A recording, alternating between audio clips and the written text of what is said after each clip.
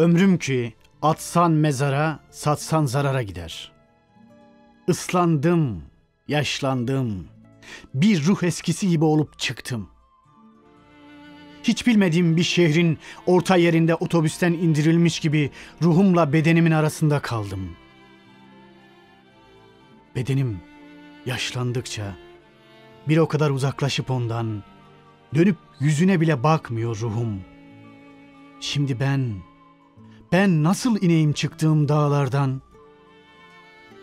İpe asılmış çamaşırlar gibi hayatla dans eden, yağmurda ıslanan, güneşte kuruyan, giymedikçe çıplak kalacağım, giydikçe kıymete binen, kaçakçıların jandarmayla çatışarak acem elinden getirdikleri kumaşlar gibi pırıl pırıl.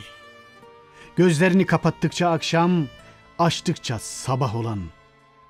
Sadece dışarıda değil, içeride de yatmamı sabırsız kılacak. Ve uğrunda duvarlar delip tüneller açacağım. İnsanın ki yüzü en eski alfabedir. Hiç konuşmasak bile anlaşacağım.